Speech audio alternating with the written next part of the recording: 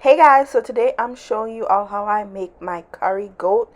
So good, so let's get started with the recipe.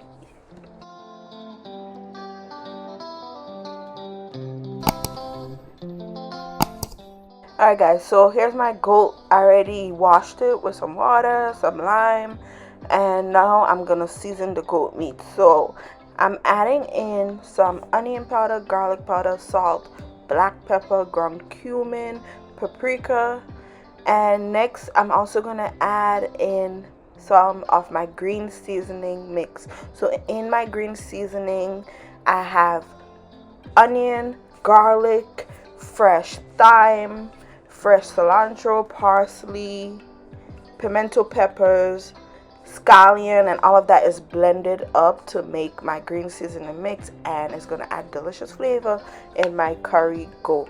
All right, so I'm adding that, and then I'm also adding curry powder and a few sprigs of fresh thyme. So mix the seasonings into the goat really well. Then you want to cover this and place it into your refrigerator and let the goat meat marinate overnight is best. It's going to taste so delicious if you leave it overnight. All right. If not, leave it to marinate for at least 1 hour. Okay, so to cook the curry goat, you want to get the pot you're cooking the goat in, and at the bottom of the pot I'm adding a little bit of oil just to coat the bottom of the pan.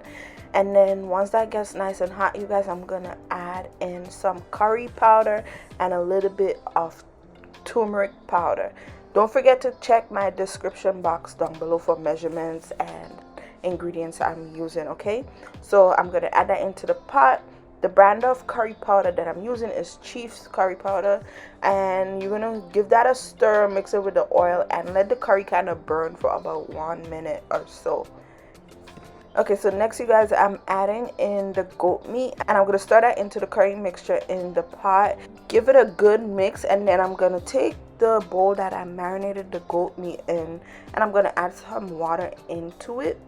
That's so that I could get the marinade that's left in the bowl in my pot. Okay, that's good flavor.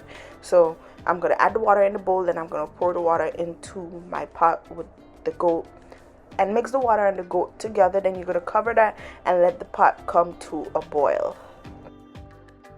Okay guys, so once the pot comes back to a boil, I'm gonna uncover it and I'm gonna taste my sauce and adjust my seasonings as needed. So if my sauce needs more salt or black pepper, onion, and garlic powder, I'm gonna add in a little until it tastes right and delicious. Okay, at this point I also like to add in some sliced up onions and pimento peppers.